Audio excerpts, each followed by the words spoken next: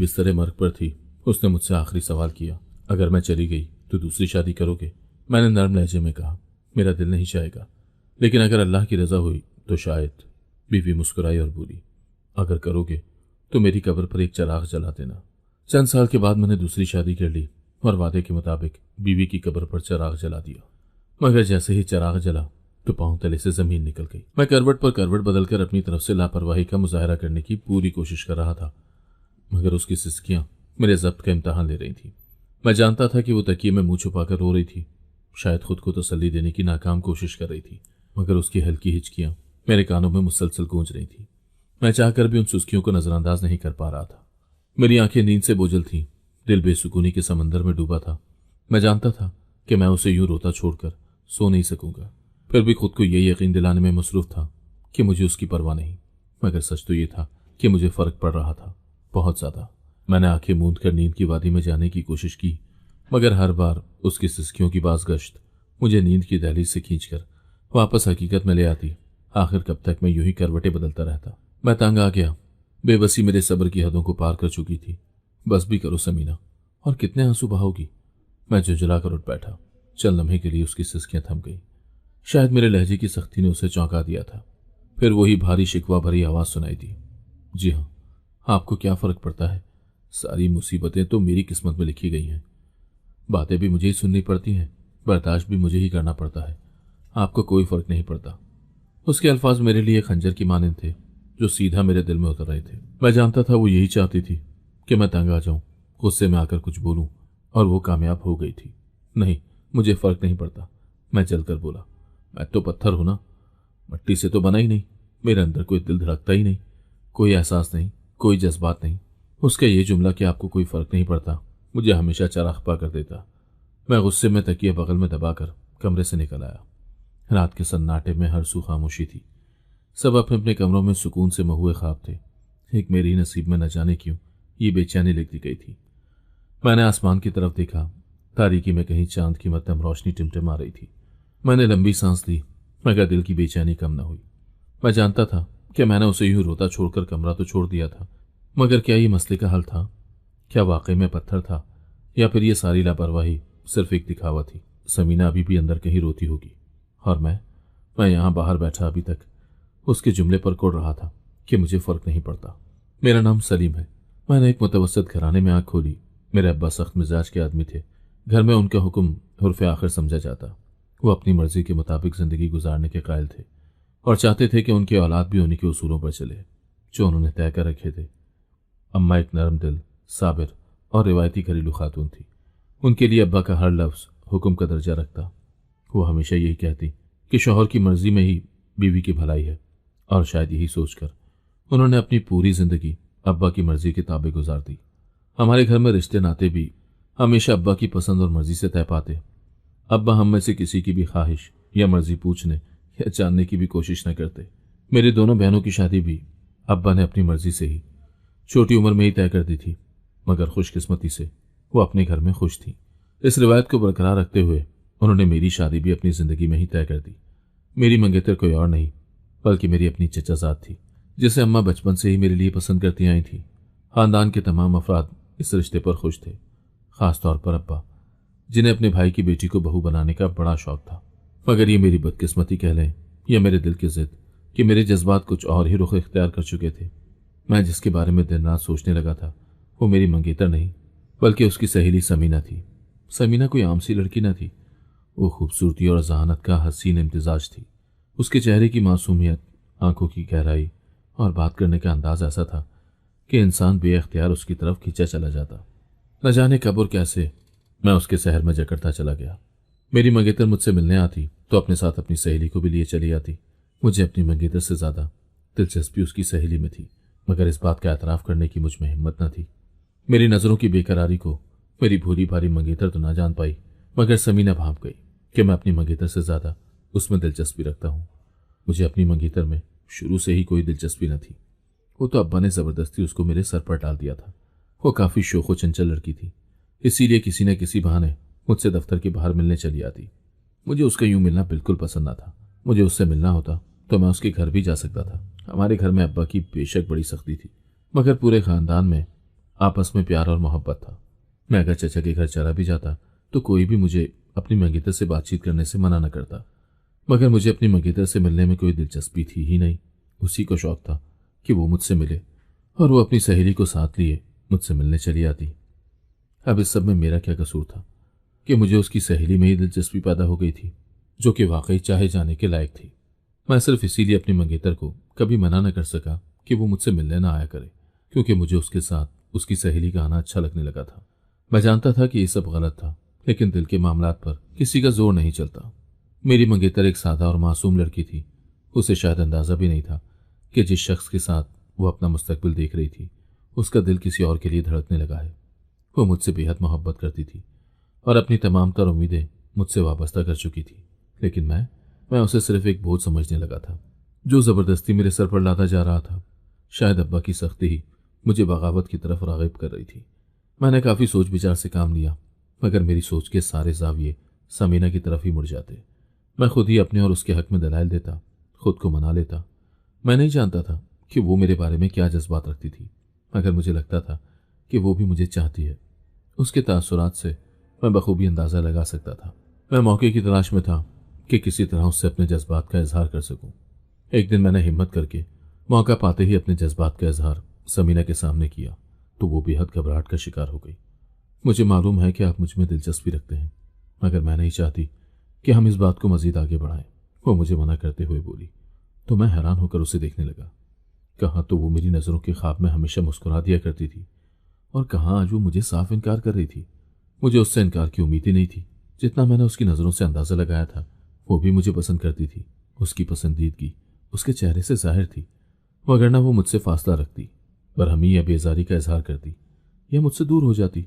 लेकिन ऐसा कभी नहीं हुआ था। मुझे खुलकर बताओ, तुम कहना क्या चाहती हो? मुझे तो लगता है कि तुम भी मुझे पसंद करती हो। मेरे इन अल्फाज पर वो एक पल के लिए खामोश हो गई। मैंने बगैर उसका जायजा लिया तो उसे उलझन में मुब्तला पाया। पसंद करने या ना करने से क्या होता है, हकीकत तो नहीं बदलती। सलीम, आप मेरी सहेली के मंगेतर हैं, और मैं ना तो यूं उसे धोखा दे सकती हूँ और ना अपने सर पर कोई इल्ज़ाम लेना चाहती हूँ। वो धीमे लहजे में बोली, तो मुझे उसकी उलझन समझ में आई। उसके लहजे में बेबसी थी। वो सही सोच रही थी। वो सिर्फ अहम गुमान का शिकार नहीं थी, बल्कि हकीकत की ज़मीन पर खड़ी थी, जहाँ जज्बात और मोहब्बत की कोई वक़्त नहीं थी। अगर सबको मालूम हो जाता कि मैं अपनी मंगेतर की सहेली में दिलचस्पी रखता हूँ और वो भी मुझे चाहती है, तो क़यामत बर्पा हो जाती। घर में हंगामा खड़ा हो जाता। ख़ानदान में तो क्या, ख़ानदान से बाहर भी सभी हम पर थू थू करते। ये सब सोचकर मेरा दिल जैसे डूबने लगा। मैं जानता था कि समीना ने जो फैसला किया है वो अकल व मंतक के मुताबिक दुरुस्त था, मगर मैं अपने दिल का क्या करता, जो सिर्फ समीना के लिए बेकरार था। मैंने लाख कोशिश की, मगर अपनी मंगेतर के लिए कोई कशिश महसूस न कर सका। उसके साथ गुजारे गए लम्हात में मुझे बस हमदर्दी महसूस होती, लेकिन मोहब्बत का कोई जज्बा पैदा न हो सका। मैं हर हाल में समीना को पाना चाहता था, किसी भी कीमत पर। उसके लिए चाहे जितने दिल टूटते, मुझे परवाह न थी। सबसे पहले तो मैं अपने ही माँ बाप के अरमानों और ख्वाहिशों का खून करता, मगर मुझे कोई फर्क नहीं पड़ता था। मैं खुदगर्ज हो रहा था। मैं जानता था कि यह सवेरा के साथ इंसाफ न था। उसने मुझसे अपनी जिंदगी की सारी उम्मीदें वाबस्ता कर रखी थी, मगर सिर्फ हमदर्दी की बिना पर मैं अपनी जिंदगी की सबसे बड़ी खुशी कुर्बान नहीं कर सकता था। सिर्फ इस एहसास गुनाह की वजह से मैं समीना को अपने दिल से निकाल नहीं सकता था। मैं समीना को फरामोश न कर सकता था। वो मेरे दिलो दिमाग पर छा चुकी थी। उसकी मुस्कुराहट, उसकी बातें, उसका लहजा, सब कुछ मेरे वजूद का हिस्सा बन चुका था। मैंने हर पहलू पर सोचा और बिलाखिर मुझे एक ऐसा रास्ता सुझाई दिया जो खतरनाक तो था, मगर मेरे पास कोई और चारा भी ना था। मुझे जिसकी मदद लेने का ख्याल आया वो कोई और नहीं बल्कि मेरी अपनी मंगेतर थी। मुझे उससे बेहद उम्मीद थी कि वो मेरे लिए कुछ कर सकती थी। मैंने ठान लिया कि उससे साफ साफ बात करूंगा। मैं चाहता था कि वो मेरे जज्बात को समझे और मुझे समीना को हासिल करने में मदद दे। अगर वो वाकई मुझसे मोहब्बत करती थी तो वो मेरे लिए कुर्बानी देने पर भी तैयार हो जाती, और अगर नहीं तो वो घर वालों को सब कुछ बताकर मेरे खिलाफ महाज खड़ा कर सकती थी। मैं एक खतरनाक जुआ खेलने जा रहा था। या तो मैं कामयाब हो जाता और समीना मेरी जिंदगी का हिस्सा बन जाती, या फिर मैं खुद को एक ऐसी मुसीबत में डाल लेता जिससे निकलना नामुमकिन हो जाता। ये एक नाजुक मोड़ था। मुझे नहीं मालूम था कि मेरी मंगेतर किस हद तक मेरा साथ देगी। वो रोएगी, मुझसे नफरत करेगी, या फिर दिल पर पत्थर रखकर मेरी मदद करेगी। मुझे बस एक मौका चाहिए था। मैं नहीं चाहता था कि बगैर कोई जिद्दोजहद किए मैं हार मान लूं। लेकिन इस सब में एक चीज़ बहुत ज़रूरी थी। समीना, समीना पर कोई इल्जाम ना आए। अगर मेरी मंगेतर ने सबके सामने कोई बात खोल दी तो तमाम तीर समीना की तरफ ही हो जाएंगे। सब तो यही समझते कि कसूर समीना का था, कि उसने ही अपनी सहेली के मंगेतर को बहकाया और फांस भी लिया। और मैं ये बिल्कुल नहीं चाहता था। अपनी मंगेतर से बात करना मेरे लिए मुश्किल मरहला था। मैंने बड़ी हिम्मत करके उससे बात की तो वो हैरत से साकत रह गई। वो आंखें फाड़े मुझे देखने लगी। कि क्या कह रहे हैं आप? उसका लहजा लरस रहा था। आपको मुझसे नहीं बल्कि समीना से मोहब्बत है, जो कि मेरी सहेली है। वो मेरे तासुरात को गौर से देख रही थी। शायद वो परखने की कोशिश कर रही थी कि मैं मजाक तो नहीं कर रहा, लेकिन मैं संजीदा था, बेहद संजीदा। ये कोई हंसी मजाक की बात नहीं थी। ये मेरी जिंदगी का सबसे अहम फैसला था। देखो सवेरा, ये कोई जबरदस्ती के रिश्ते नहीं होते। हमारा रिश्ता बचपन में तय हुआ था, मगर इसका मतलब ये नहीं कि मैं तुम्हारे लिए वही जज्बात महसूस करता हूं जो तुम मेरे लिए करती हो। मोहब्बत वो होती है जो दिल की गहराइयों से निकले, और मेरी मोहब्बत तुम नहीं हो बल्कि समीना है। मैंने घुमा फिराकर बात करने में वक्त ज़ाया करना मुनासिब ही न समझा, बल्कि सीधा साधा तरीका अपनाकर उसका दिल एक लम्हे में ही तोड़ दिया। मेरी बात सुनकर वो जैसे साकत हो गई। उसके चेहरे का रंग बदल गया। उसकी आंखों से आंसू बह निकले, जिन्हें छुपाने को वो रुख मोड़ गई। वो कुछ कहना चाहती थी, मगर उसके हलक में एक फंदा सा अटक गया था, जैसे अल्फाज उसके गले में ही दम तोड़ गए हों। मैंने हमेशा उसे हंसते मुस्कुराते देखा था, खुश खुर्रम, बेफिक्र। शायद उसे इस बात पर नाज था कि मैं उसका मंगेतर हूं, लेकिन मैंने उसका ये नाज, उसका मान, उसकी खुशी सब लम्हों में रेजा रेजा कर दी थी। मैंने उससे उसकी हंसी छीन ली थी। उसकी आंखों में चमक की जगह दुख भर दिया था। उसकी मुस्कुराहट मान पड़ चुकी थी और उसकी आंखें अब सिर्फ दर्द की गवाही दे रही थी। मुझे यकीन नहीं आ रहा था कि मैं इतना खुदगर्ज हो सकता हूँ। वो कुछ कर रहा था जो मैंने खुद कभी सोचा भी नहीं था। शायद मोहब्बत वाकई इंसान को अंधा कर देती है। शायद मोहब्बत वाकई सबसे बड़ी खुदगर्ज होती है। तुम मेरी मदद करोगी ना सवेरा? मैंने उसके एहसासात की परवाह किए बगैर पूछा तो वो चौंक गई। क्या मतलब? मैं तुम्हारी क्या मदद कर सकती हूँ? वो आंखों में दुख भरकर मुझे शिकवा भरी नजरों से देखकर पूछने लगी। तुम सब घर वालों के सामने इनकार कर दोगी? कह दो कि तुम मुझसे शादी नहीं करना चाहती, या कह दो कि तुम किसी और को पसंद करती हो, तो मेरा काम आसान हो जाएगा। मैंने नजरें चुराकर अपना मुद्दा बयान किया तो उसके चेहरे पर जख्मी सी मुस्कुराहट उभरी। और कितनी अजियत दोगे मुझे सलीम? वो धीरे से बोली तो मैं कुछ शर्मसार हो गया। देखो सवेरा, मुझे अभी तुम्हारी मदद की जरूरत है। मैं जानता हूं मैं खुदगर्ज हो रहा हूं, मगर मैं क्या करूं? मैं मजबूर हूं। मैं हर सूरत में समीना को हासिल करना चाहता हूं, और मेरे पास और कोई नहीं जो मेरी मदद कर सके। सिर्फ तुम ही हो, और मुझे मालूम है कि तुम मेरा साथ जरूर दोगी। मैं उसे कहकर चुपचाप चला आया। जानता था कि वो मेरी मदद करने की कोशिश जरूर करेगी। सब कुछ गलत होने के बावजूद मैं अपनी जिद पर अड़ा रहा। न जाने समीना को पाने की क्या जिद थी, जैसे अगर वो मेरी जिंदगी में ना आई तो सब कुछ खत्म हो जाएगा।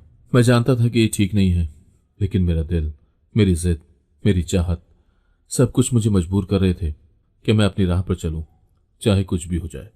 मैं समझता था कि शायद ये बात हमेशा छुपी रहेगी, मगर ऐसे मामलात कब तक छुपे रहते हैं।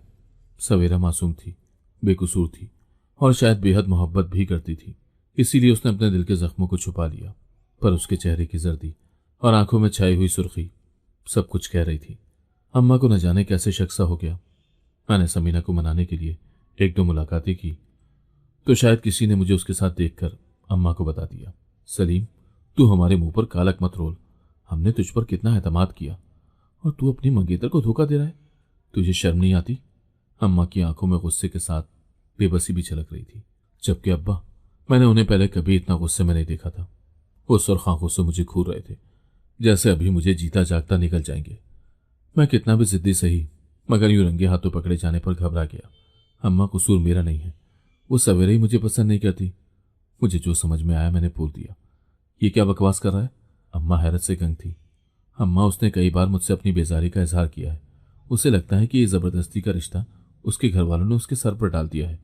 वो किसी और को चाहती है कि नहीं, ये मुझे नहीं मालूम, मगर वो मुझे बिल्कुल पसंद नहीं करती।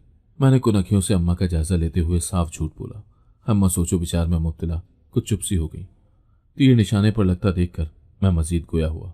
मुझे इस सबसे कोई फर्क नहीं पड़ता अम्मा, मैंने जिद्दी लहजे में कहा। मैं किसी की जबरदस्ती के रिश्ते में नहीं बंधूंगा। मैं उससे शादी नहीं करूंगा। आप ये मंगनी बस खत्म कर दें। मैं अपने मतलब की बात पर आया तो अम्मा हैरत से मुंह फाड़कर मुझे देखने लगी। मंगनी खत्म कर दूं? ये रिश्ता तेरे और सवेरा के बचपन से तय है। ऐसे कैसे एक झटके में सब खत्म कर दूं? पहले मैं तेरे चाचा चाची और खुद सवेरा से बात करूंगी। अम्मा ने खतरे की घंटी बजाई तो मैं चौंक गया। अम्मा की बात करने का मतलब साफ था कि मेरे झूठ का भांडा फूट जाना था। कोई जरूरत नहीं किसी से बात करने की अम्मा, वो कौन सा आसानी से मान जाएगी, उल्टा मुझे ही कसूरवार ठहरा देगी कि मैं भी अब किसी और को चाहने लगा हूं। वो लड़की होकर मुझे ठुकरा सकती है तो मैं क्यों नहीं, मैं किसी और से शादी करना चाहता हूं। मैंने अम्मा को समीना के बारे में बताया तो वो चौंक गई। बेटा, तुम्हारी जिद हमें बर्बाद कर देगी। अपने अब्बा का गुस्सा देख रहे हो, वो ये रिश्ता कभी कबूल नहीं करेंगे। ये सब उतना आसान नहीं जितना तुम समझ रहे हो। तुम्हें हमारे जज्बात की कोई परवाह नहीं, बस अपने बारे में सोच रहे हो। मुझे एक बार बात तो कर लेने दो, मैं मसले का हल निकालने की कोशिश तो करूं। मैं खामोश रहा। यह सच था कि मुझे परवाह होनी चाहिए थी, पर मैं कर नहीं पा रहा था।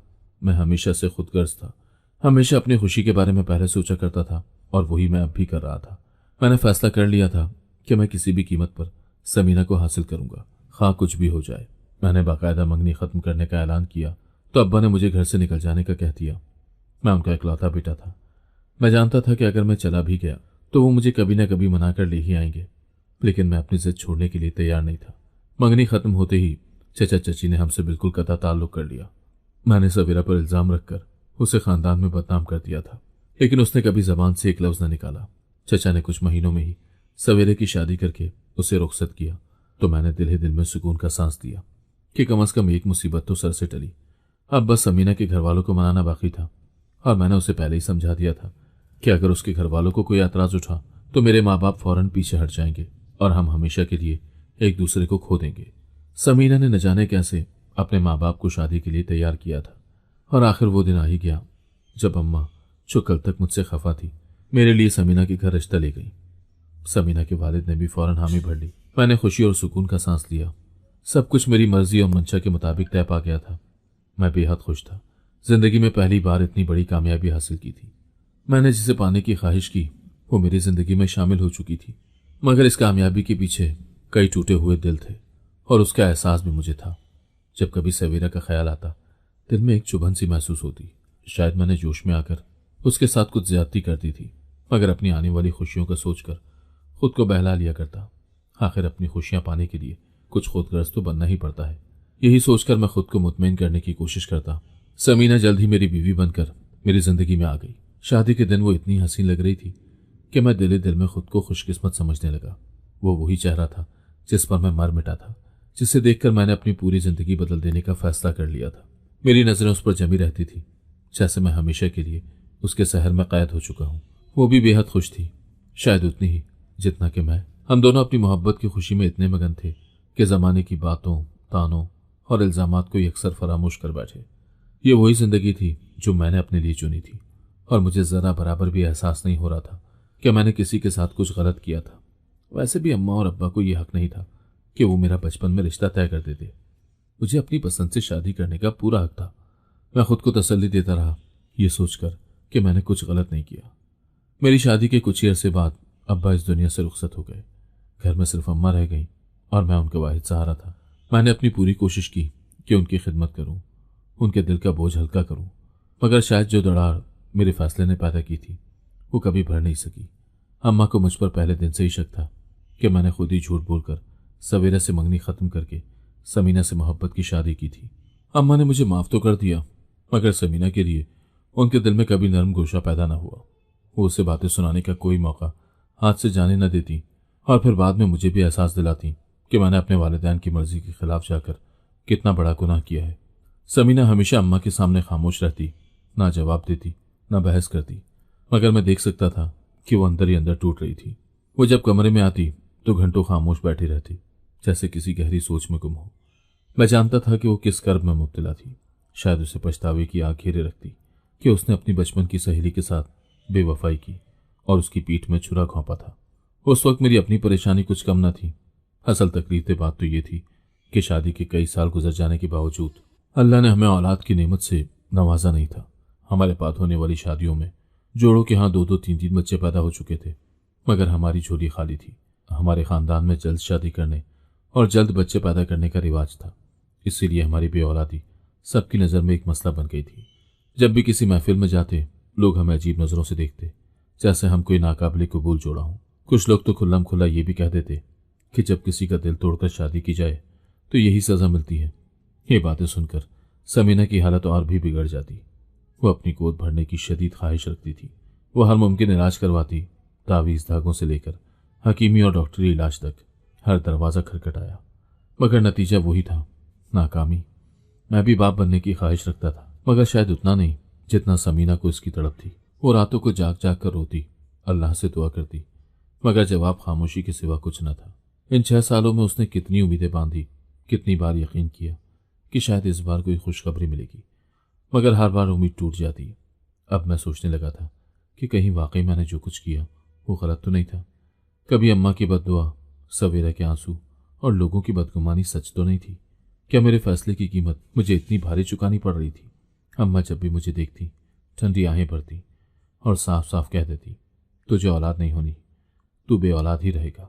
मैं हैरत से अम्मा को देखता, अम्मा कम से कम मुझे बद्दुआएं तो ना दिया करो। ये बद्दुआ नहीं, तेरे कर्मों का फल है। जो बोया है वही काट रहा है। मैं समझ नहीं पा रहा था क्या मैंने वाकई कोई इतना बड़ा गुनाह किया था कि उसकी सज़ा मुझे यूं बे औलादी की सूरत में मिल रही थी। अम्मा के लिए मैं अब भी वही नाफरमान बेटा था जिसने उनकी मर्जी के खिलाफ जाकर अपनी पसंद की शादी की थी। मगर मेरे नज़दीक ये इतनी बड़ी गलती नहीं थी कि इसका अंजाम यूं हो। समीना और मेरे बीच अब भी बहुत मोहब्बत थी, मगर उसमें वो पहले जैसी तड़प और जज्बा नहीं रहा था। अब हमारी मोहब्बत का महवर सिर्फ एक ही ख्वाहिश थी, औलाद की नीमत। समीना ने तो औलाद ना होने का दुख अपने दिल में ऐसा समो लिया था कि उसकी जिंदगी की सारी खुशियां मांद पड़ गई थीं। वो दिन ब दिन बीमार होती जा रही थी।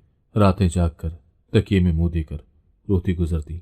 मैंने उसे बार बार समझाया, देखो समीना, हमारी शादी को अभी कौन सा बहुत ज़्यादा अरसा हो गया है। अल्लाह ताला हमें ज़रूर नवाजेगा, हमें सब्र करना चाहिए। मगर वो इन बातों को तसल्ली से ज़्यादा बहाना समझने लगी थी। लोगों की बातें उसे जहर लगने लगी थी। वो बातें सुनकर यकीन भी कर बैठती। तुम्हारी माँ कहती है कि मुझे औलाद नहीं होनी, और देखो वही हो रहा है। वो शिकवा को ना होती तो मैं झुंझुला जाता। क्या वो कोई वली है जो कह दिया वही होना है? मैं चाहता था कि समीना को उस मायूसी से निकालूं, मगर वो तो जैसे हर वक्त किसी अनहोनी के खौफ में मुब्तला रहने लगी थी। मैंने भी अपनी कोशिशें तेज कर दी, मगर जो जो वक्त गुजरता जा रहा था हमारे दरमियान बेचैनी और तलखी बढ़ती जा रही थी। समीना को लगता कि शायद मुझे कोई परवाह न थी, शायद लोगों की बातों से मुझे कोई फर्क ही नहीं पड़ता था, जबकि हकीकत ये थी कि मेरे दिल में भी औलाद की उतनी ही शदीद ख्वाहिश थी जितनी उसके दिल में थी। मैंने हमेशा यही सुना था कि मर्द मजबूत होता है, मगर यहाँ मैं भी टूट रहा था। जब वो रोकर बच्चों की तरह तड़पने लगती तो मैं भी खुद को संभाल ना पाता। समीना ने न जाने खुद को कौन से रोग लगा लिए। वो बीमार रहने लगी। मैं उसका ख्याल रखने की पूरी कोशिश करता, मगर वो चुपचाप रहती। मैं चाहता था कि वो जिंदगी की तरफ लौट आए, मगर शायद वो खुद ही लौटना नहीं चाहती थी। उसकी हालत दिन ब दिन बिगड़ती जा रही थी। इलाज भी कोई खास असर नहीं कर रहा था। मैंने हर मुमकिन तरीके से उसका इलाज करवाने की कोशिश की, मगर मुझे लगता था कि मैं उसे बचा नहीं पाऊंगा। वो किसी ऐसी बीमारी की लपेट में आ चुकी थी जिसका कोई इलाज मुमकिन नहीं था। मैं उसे लेकर अस्पतालों के चक्कर काटता, मगर वो खामोशी से मुझे तकती रहती। कभी कभार वो बस एक ही सवाल करती, क्या मैं ठीक हो जाऊंगी? और मैं हमेशा सर हिलाकर जवाब देता, हाँ तुम बिल्कुल ठीक हो जाओगी। मैं उसे मुतमईन करने की पूरी कोशिश करता, मगर न जाने क्यों वो मुतमईन होकर नहीं रहती थी। हालांकि मैंने उसके साथ कभी भी बेवफाई नहीं की थी, हमेशा उसका साथ निभाया था। मगर शायद मेरे माजी का दाग मेरी जिंदगी के हाल पर भी असर डाल रहा था। शायद सवेरा के साथ बेवफाई का ठप्पा मुझ पर हमेशा के लिए लग चुका था। यही सोच मुझे अंदर से खा रही थी। मेरी अपनी बीवी भी अब मुझ पर शक करती थी। वो खुलकर मुझसे कुछ नहीं कहती थी, मगर उसकी आंखों में जो सवाल होते वो मुझे शर्मिंदा कर देते। अगर मैं अपने बचपन की मंगेतर को छोड़ सकता था तो मैं अपनी बीवी को भी छोड़ सकता था। शायद उसके दिल में यही खौफ बैठ चुका था। वो अपने दिल की बात कहने से हिचकिचाती थी, मगर उसका रवैया मुझ पर सब कुछ अया कर देता था। मैं बेबस था। वो बिस्तरे मर्ग पर थी और मैं चाहकर भी उसके लिए कुछ नहीं कर पा रहा था। तब उसने मुझसे आखिरी सवाल किया, अगर मैं चली गई तो दूसरी शादी करोगे? मैंने नर्म लहजे में कहा, मेरा दिल नहीं चाहेगा, लेकिन अगर अल्लाह की रजा हुई तो शायद। मैंने वही कहा जो सच था। वो मुस्कुराई और बोली, अगर करोगे तो मेरी कब्र पर एक चिराग जला देना। मैं उसकी बात सुनकर हैरान था, मगर वो कुछ अरसे से ऐसे ही बातें किया करती जो मेरे सर से गुजर जाती। मैंने चुपचाप हामी भर ली। समीना ज़्यादा वक्त जिंदा न रही और मुझे छोड़कर हमेशा के लिए चली गई। मैं उसकी मौत पर बेहद दुखी था। असल दुख इस बात का था कि मैं उसके हिस्से की खुशियां उसे न दे सका था। मैं बड़े मान से उसे ब्याह कर अपनी जिंदगी में लाया था, मगर उसकी खुशी हमेशा अधूरी रही थी और वो दुनिया छोड़कर किसी और दुनिया में जा बसी थी। समीना की मौत के बाद घर में सिर्फ मैं और अम्मा रह गए थे। घर की वीरानी, दीवारों की खामोशी और सहन में बिखरी उदासी हर वक्त मेरे दिल पर बोझ बनकर रहती। अम्मा बूढ़ी और कमज़ोर हो चुकी थी और मैं उनकी देखभाल की पूरी कोशिश करता, मगर उनकी आंखों में हमेशा एक ही फिक्र होती। हर रोज़ अम्मा मुझ पर जोर देती कि मैं दूसरी शादी कर लूँ। बेटा, मैं ज़्यादा दिन की मेहमान नहीं हूँ, मेरे बाद तेरा क्या बनेगा? तू अकेले कैसे ज़िंदगी गुजारेगा? मैं जानता था कि अम्मा की ये बात महज एक माँ की फिक्र नहीं बल्कि हकीकत भी थी, मगर मैं उन्हें कैसे समझाता कि मेरा दिल दोबारा किसी और को अपनाने के लिए तैयार ही नहीं था। मैं समीना के साथ एक मायूसी भरी, पछतावे से भरी जिंदगी गुजार चुका था। वो शादी मेरी ख्वाहिश थी, मेरा ख्वाब था, मगर हकीकत में वो एक मुसलसल दुख का सफ़र बन गया था। मैंने उसे चाहा था, मगर वो मोहब्बत मेरी तवक्कुआत पर पूरी न उतरी। मुझे इस बात का भी अफसोस था कि शायद मैं उसे खुश नहीं रख पाया था। हालांकि हमारे दरमियान कोई लड़ाई झगड़ा न था, मगर फिर भी हम दोनों का दिल ही बुझा सा रहता। शायद इसीलिए अब मैं मजीद किसी और के साथ ऐसा सफ़र शुरू नहीं करना चाहता था। लेकिन अम्मा को मेरी ज़िंदगी की तन्हाई परेशान करती थी। वो दिन ब दिन कमज़ोर हो रही थी, उनकी तबीयत बिगड़ती जा रही थी और मुझे महसूस होने लगा था कि अब उनके पास ज़्यादा वक्त नहीं बचा। एक दिन अम्मा शदीद बीमार हो गई तो उन्होंने मेरे हाथ को ज़ोर से थाम लिया। बेटा, मेरी एक आखिरी ख्वाहिश है, तू शादी कर ले ताकि मुझे सुकून मिले कि मेरे बाद भी कोई तेरा ख्याल रखने वाला होगा। ये अल्फाज मेरे दिल में खंजर की तरह उतर गए। मैं अम्मा की आखिरी ख्वाहिश को कैसे रद्द कर सकता था? बिलाखिर समीना की मौत के चंद साल बाद मैंने अम्मा की जिद के आगे हथियार डाल दिए और दूसरी शादी के लिए रजामंद हो गया। अम्मा ने मेरे लिए एक शरीफ और नेकसूरत लड़की पसंद की। मैं जानता था कि मैं इस रिश्ते में वो मोहब्बत न डाल सकूंगा जो कभी समीना के लिए दिल में थी, मगर मैंने अम्मा की तसल्ली के लिए खामोशी से यह निकाह कबूल कर लिया। अम्मा मेरी दूसरी शादी पर मुतमईन हो चुकी थी। अब घर में उनका ख्याल रखने वाला कोई और था और शायद इस वजह से मैं भी खुद को कुछ मुतमईन महसूस करने लगा। लेकिन मेरे दिल के अंदर एक अजीब सी खलिश थी, एक ऐसा दुख जो कभी कम नहीं हो सका। शादी के अगले दिन अचानक मुझे वो रात याद आ गई जब समीना ने मुझसे वादा लिया था। उस वादे को निभाने के लिए मैं उसकी कब्र पर चला आया। मैंने अरसा दराज से उसकी कब्र की तरफ रुख भी नहीं किया था। जाने क्यों एक अजीब सी घुटन थी जो कदम रोक लेती थी। पर आज मैंने अम्मा की खातिर दूसरी शादी कर ली थी। मैं कब्रिस्तान की सुनसान राहदारियां अबूर करके समीना की आखिरी आरामगाह तक पहुंचा। हाथ में थामे चराग का रोशन किया और कब्र के करीब रख दिया। हल्की सी हवा चली और चराग की लौ लरसने लगी। जैसे ही मुड़ा, मेरे कदम जमीन में धंस गए। सामने से आती हस्ती ने मेरे पैरों तले से जमीन निकाल दी। वो सवेरा थी, वही सवेरा जो समीना की सबसे करीबी दोस्त थी, जिसे छोड़कर मैंने समीना से शादी कर ली थी। आज इतने बरसों के बाद मैं उसे फिर देख रहा था, मगर वो पहले जैसी नहीं लग रही थी। उसकी आंखों में वो चमक नहीं थी, वो हंसी नहीं थी जो मेरी नादानी ने छीन ली थी।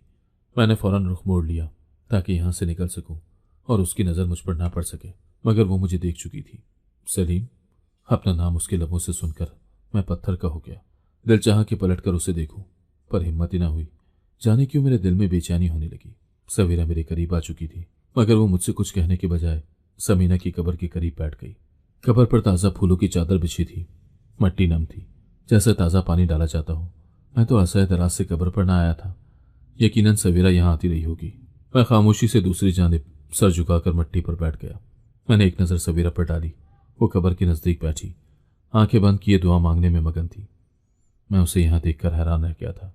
सवेरा, जो कि हमेशा अपने उसूलों पर सख्ती से कारबंद रहती थी, इतनी आसानी से समीना को माफ़ कर देगी, ये मेरी सोच से बालातर था।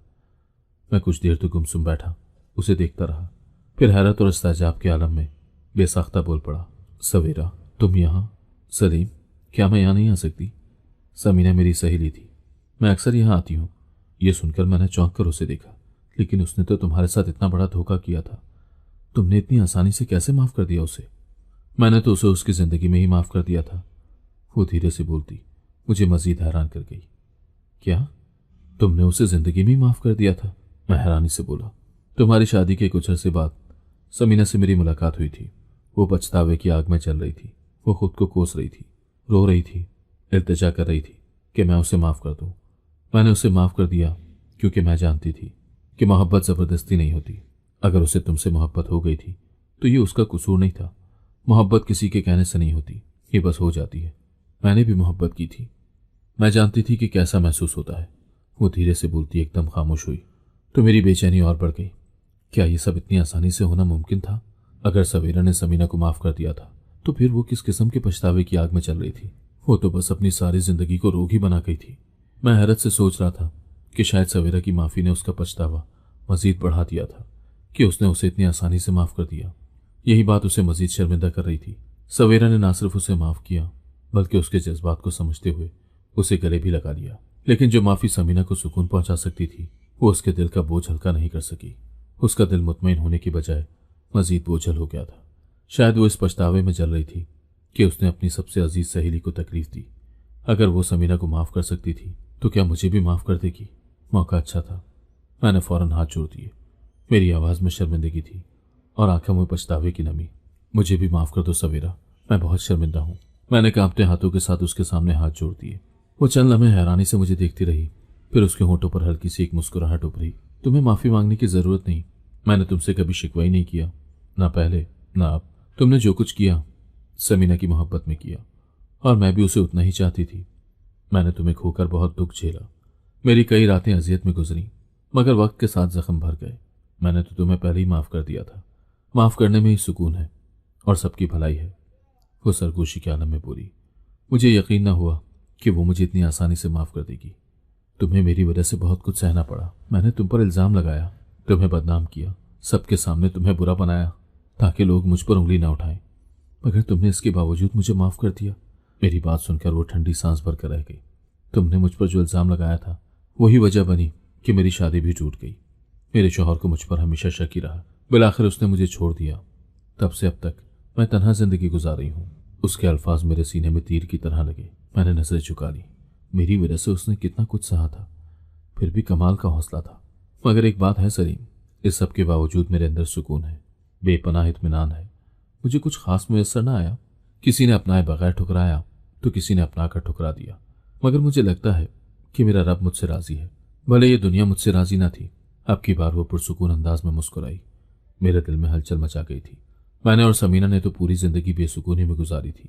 शायद वो इसी सुकून की बात कर रही थी जो हमारी जिंदगियों में कभी ना था, यानी हमारे हिस्से का सुकून भी उसे अदा कर दिया गया था।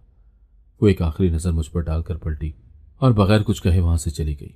मैं उसे जाता देखता रहा मगर मेरे कदमों में जंजीर थी। दिल चाहा कि रोक लूं मगर अल्फाज साथ नहीं दे रहे थे। काश मैंने शादी ना की होती तो इस बार सवेरा को अपना लेता, मगर शायद मैं इस काबिल ही ना था। तभी तो वो मुझसे दूर हो गई थी। मैं चुपचाप सर झुकाए वापस चला आया था। मैंने अपनी दूसरी बीवी के साथ जिंदगी का आगाज तो कर दिया था, मगर मेरे अंदर जो चिराग बुझ चुके थे वो कभी दोबारा चल ही ना पाए। मेरी जिंदगी आगे बढ़ चुकी थी मगर मेरे दिल के किसी गोशे में एक अजीब सा खला हमेशा रहता था। मैंने अपने माजी को दफन करने की लाख कोशिश की मगर वो सायों की तरह मेरा ताक़ुब करता रहा। मेरी दूसरी बीवी मेरी जिंदगी में तो शामिल हो चुकी थी मगर मैं उसे वो खुशी ही ना दे सका जिसकी वो हकदार थी। मेरे पास उसे देने के लिए कुछ भी नहीं था, ना मोहब्बत, ना तवज्जो, ना ही अपनायत। मेरा दिल जैसे अब भी कहीं और अटका हुआ था। सवेरा की माफी मुझे मिल चुकी थी, समीना इस दुनिया से जा चुकी थी, मगर मेरे दिल को करार फिर भी नहीं आ रहा था। मैं अपनी ही जात के अंदर एक ऐसा कैदी बन चुका था जिसके पास रिहाई का कोई रास्ता ही नहीं था। मैं दिन रात काट रहा था, सांसें ले रहा था, मगर जीने का एहसास कहीं खो चुका था। मैं एक रोबोट की तरह जिंदगी गुजार रहा था जिसका कोई मकसद, कोई ख्वाहिश, कोई ख्वाब नहीं था। मेरी बीवी जो भी कहती मैं बिना किसी सवाल के कर देता, मगर मेरे अंदर कोई जज्बा बाकी न था। मैं एक ऐसी जिंदगी जी रहा था जिसमें मुस्कुराहटें मर चुकी थी, खुशियां कहीं खो गई थी। न जाने क्यों दिल हमेशा बोझल से रहता।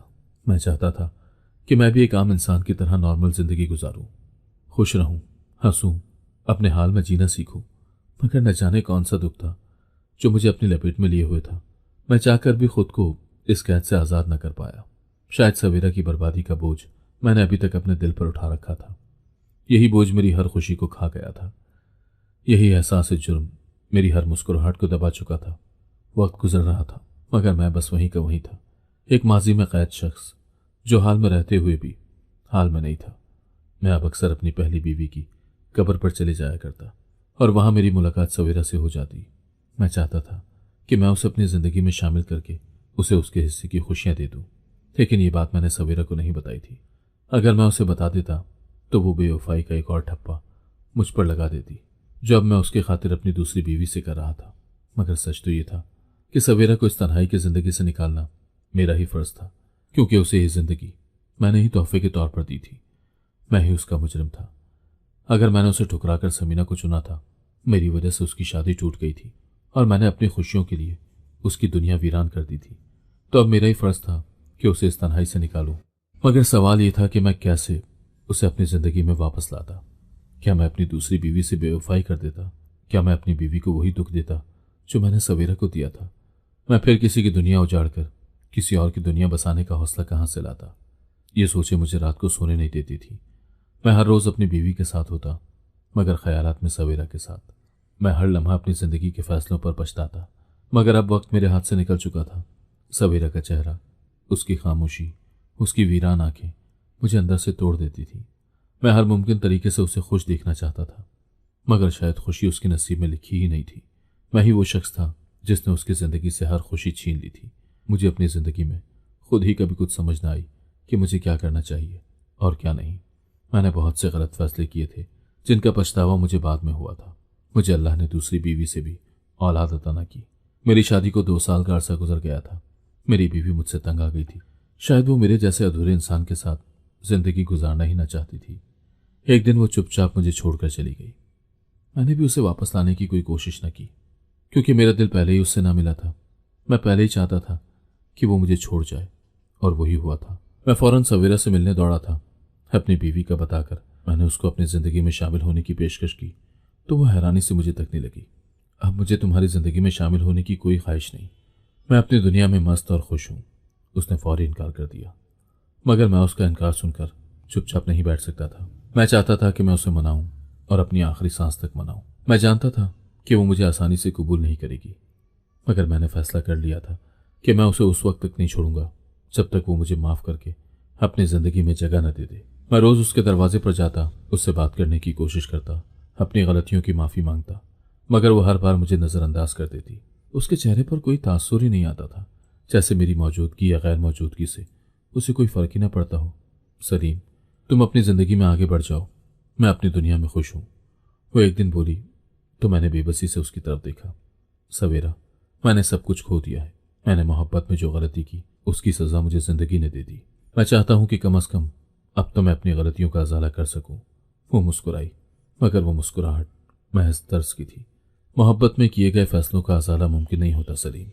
मैंने तुम्हें माफ किया, मगर अपनी जिंदगी में तुम्हें वापस लेने के लिए नहीं। अब मैं सुकून में हूं और मुझे तुम्हारी जरूरत नहीं। ये कहते हुए वो दरवाजा बंद कर चुकी थी। मैं वहीं खड़ा रह गया, जैसे किसी ने मेरे कदमों को जंजीर डाल दी हो। यह वो लम्हा था जब मैंने समझ लिया कि मैं वाकई हार चुका हूं। सवेरा ने अपनी जिंदगी का दरवाजा हमेशा के लिए मुझ पर बंद कर दिया था। मैंने अपनी खुशियों को अपने हाथों से खत्म किया था। जिंदगी मुझे उसका सिला दे रही थी। मैं खामोशी से पलटा और पहली बार मुझे लगा कि मैं वाकई तन्हा हूं। ना कोई मोहब्बत बाकी थी, ना कोई रिश्ता, ना कोई उम्मीद, और शायद यही मेरी सजा